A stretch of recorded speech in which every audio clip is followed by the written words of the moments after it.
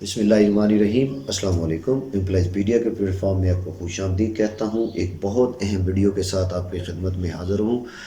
रहमान अली बाजवा ने कल 18 तारीख को एक बड़ी अहम वीडियो रिलीज़ की है और वो ब्रेकिंग न्यूज़ के तौर पर इस वक्त सोशल मीडिया पर गर्दिश कर रही है, क्योंकि हुकूमत अब बन चुकी है। अखबारात में ख़बरें आ रही हैं कि हुकूमत वक्त ये चाहती है कि जितनी भी मुलाजमीन की तंजीमें हैं उनको बैन कर दिया जाए और मुलाजमीन अपने हकूक़ के लिए आवाज़ ना उठा सकें। रहमान अली बाजवा ने यही मैसेज दिया है इस वीडियो में, और मुलाजमीन के जो मसाइल हैं उनको भी डिस्कस किया है और बहुत सी हदायत भी दी हैं, बहुत सी रिक्वेस्ट भी की हैं, बहुत सा शुक्रिया भी अदा किया है। तो चलिए सुनते हैं रहमान अली बाजवा क्या कहते हैं। औज़ु बिल्लाहि मिनश शैतानिर रजीम, बिस्मिल्लाहिर रहमानिर रहीम। 19 से क्या डेट है आज? 18 मार्च 2023 तारीखों का मसला चल रहा है और इतलात जो हैं कल एक खबर नज़रों से गुजरी कि शायद तंजीमों के ऊपर जो है पाबंदी लगाई जा रही है तमाम मुलाजमीन की और उसकी। तो तमाम मुलाजमीन के लिए सिर्फ इतना सा मैसेज है कि अपनी सफ़ों में इत्तेहाद रखें, यूनिटी रखें, और जहाँ पे इंशाल्लाह ताला ज़रूरत पड़ेगी, ये रिकॉर्ड का हिस्सा है कि हम लोग जो है कभी भी कोई नाजायज़ मुतालबा या कुछ नहीं है।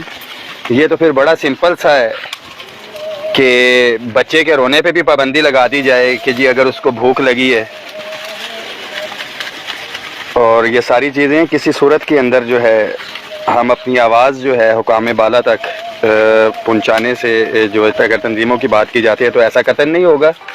बाकी उम्मीद है हमें कि एहतजाज के बग़ैर जो है मामलात हल होंगे। अच्छा, मरदमशुमारी के हवाले से मैं ये चीज़ ऐड करता चलूँ कि फाइनल स्टेजेस पे है, उसकी कैबिनेट वगैरह सारी मंजूरी हो गई थी। मरदमशुमारी के जो 1,26,000 इनोमिनेटर्स थे उनकी पेमेंट मुझे पूरा यकीन है फाइनल स्टेजेस में मौजूद है। रिलीज़ के लिए वो इस रमज़ान के अंदर इंशाल्लाह ताला हो जाएगी। वो ईद से पहले तकरीबन 1 साल के बाद डेफिनेटली कुछ चीज़ें थी जिसमें होगा। रेगुलराइजेशन हो गया, ये मामलात हो गए। उसके बाद वफाकी मुलाजमीन की अपग्रेडेशन, ज़ाहिर बात है आपको पता है। और सूबे में खैबर पख्तूनख्वा में भी PTI की गवर्नमेंट आ गई है और उसमें आपको पता है कि उनकी कैबिनेट जो है लास्ट उसकी अप्रूवल दे के गई थी अपग्रेडेशन की और पेंशन रिफॉर्म्स के हवाले से। बस तमाम मुलाजिम अपनी सफ़ों में इत्तेहाद रखें। देखें, पाबंदियाँ हमेशा से तभी लगाई जाती हैं जब किसी को उसके हवाले से कुछ डर हो या कुछ हो। ये आपकी स्ट्रेंथ है, आपका इत्तेफाक इत्तेहाद है। वो अगर रहे तो पाबंदियाँ अगर मौजूद भी हुई तो पहले भी दफ़ा 144 में भी जब हमने निकले अपनी आवाज़ बुलंद की है तो हमने पाबंदियों की परवाह नहीं की है। ये जहन में रखें कि आपके मुतालिबात क्या है। हुकूमत के ख़िलाफ़ तो आप नहीं जा रहे हैं, किसी के ख़िलाफ़ तो नहीं है, रियासत के ख़िलाफ़ तो नहीं है, किसी इदारे के ख़िलाफ़ तो नहीं है, मगर जब आप अपने जायज़ आइनी हकूक़ के लिए।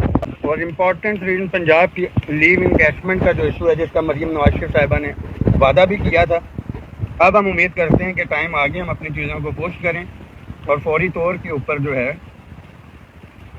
लीव इनकैशमेंट का इशू जो है वो रिजॉल्व करवाया जाए। बाकी कोई सवाल जवाब साथियों के है तो जो चीज़ें थी वो तो आपसे शेयर कर दी हैं मैंने आपको। साथ फिर से साथी जो अभी आए हैं इस मैसेज को शेयर भी कर दें कि अपने अपने ऑफिसेज में अपनी कम्युनिटी में स्ट्रेंथ बना के रखें। डेफिनेटली रमज़ान का महीना है और ये अप्रैल तक जाएगा और अप्रैल के बाद फौरी तौर पे मई और जून हमें आने वाले बजट के हवाले से तैयारी करनी है। जो दीगर इश्यूज़ हैं, स्पेसिफिकली पेंशन, लीव इनकैशमेंट के हवाले से हमें किसी भी टाइम पे जो है वो निकलना पड़ सकता है, मगर उसके लिए ये बहुत ज़रूरी है कि हमारा कम्युनिकेशन हो आपस में। और जब भी कॉल दी जाए, हमारा ये बहुत बड़ा अलमिया है कि जब कॉल दी जाती है, अगर 14 लाख वफाक के मुलाजिम हैं, हम अपनी अफवाज पाकिस्तान को बीच में से निकालते हैं इस वीडियो के तवज्जुद से। जिन जिन के लिंक्स हैं हम खुद भी अपनी आवाज़ पहुंचाएंगे। मरीम नवाज शरीफ साहिबा जो CM पंजाब हैं, हम उनसे मुतालबा करते हैं कि नए वादे तो वो कर रही हैं बहुत से इश्यूज़ के हवाले से, जो एक पहले से वादा किया था, जो एक किस्म से एजेंडा भी था, मैनिफेस्टो भी था, मंशूर में था کہ لیو انکیشمنٹ کا جو ایشو ہے وہ ریزالو کریں گے، تو اس کا جو ہے کیا جائے. اور پینشن کے حوالے سے مردم شماری کے حوالے سے پھر سے بتاتا چلوں اسی ویڈیو میں کہ انشاءاللہ تعالی عید سے پہلے جو 1,26,000 انومینیٹرز تھے ان کو ان کی پیمنٹ جو ہے وہ مل جائے گی. تمام ڈیلی ویجز کانٹریکٹ اڈہاک ملازمین کے حوالے سے ہمارا یہ مطالبہ ہے کہ کسی بھی قسم کی نئی بھرتی جو ہے اس کو بند کیا جائے. جب یہ ساتھی ایڈجسٹ ہو جائیں جو 4-4 5-5 6-6 10-10 12-12 ایون کے کوئی ٹی ایل اے ملازمین جو ریلوے کے ہیں 15-15 20-20 سال سے بھی کانٹریکٹ پہ ہیں ان کو ایڈجسٹ کریں اور پھر اس کے بعد جو ہے دیگر بھرتیاں کیے جائیں. پرائیویٹائزیشن ایک امپورٹنٹ ایشو، اس کے حوالے سے میرا سب سے پہلے تو تمام ڈسکوز جو وابڈا کے ملازمین ہیں ان کے لیے یہ میسیج ہے کہ یہ جو بجلی چوری ہو رہی ہے دیگر معاملات ہیں 10% کیسز ایسے ہوں گے کہ جس میں شاید وابڈا کے ملازمین کو پتہ نہ ہو، ادروائز یہ جتنی چوری ہو رہی ہے جو لینڈ لاسز یا اس کے اندر آ رہی ہے 80% کے اندر جب تک ملازم ملوث نہ ہو یہ کام نہیں ہو سکتا. اور یہ اسی شاخ پہ بیٹھ کے کاٹنے کے مترادف ہے. 500 ارب روپیہ جو ہے وہ لاسز کے اندر سالانہ جا رہے ہیں اور آپ اس کا ایسٹیمیٹ لگا سکتے ہیں کہ یہی 500 ارب یہ لاسز میں نہ ہو، یہ سیلریز کے اندر آئے تو یہ 500% جو ہے وہ سیلریز کے اندر اضافہ ہو سکتا ہے. اس میسیج کو شیئر بھی کر دیں، دعاؤں میں یاد رکھیں. جی رانا عابد حسین صاحب، آپ نے پوچھا ہے کہ پوسٹ آفس کا ڈپارٹمنٹ پرائیویٹائزیشن میں شامل ہے یا نہیں. اس میں زیادہ بہتر طور پہ تو پوسٹ آفس کے ساتھ ہی بتا سکتے ہیں، مگر میری ذاتی انفارمیشن کے مطابق پوسٹ آفس کا ڈپارٹمنٹ جو ہے جو پہلے مرلے میں انہوں نے رکھا ہے غالباً اس کے اندر ہے، مگر یہ نہیں ہو سکتا کہ دیگر ادارے پہنچیں اور پوسٹ آفس کے ساتھ ہی نہ نکلیں.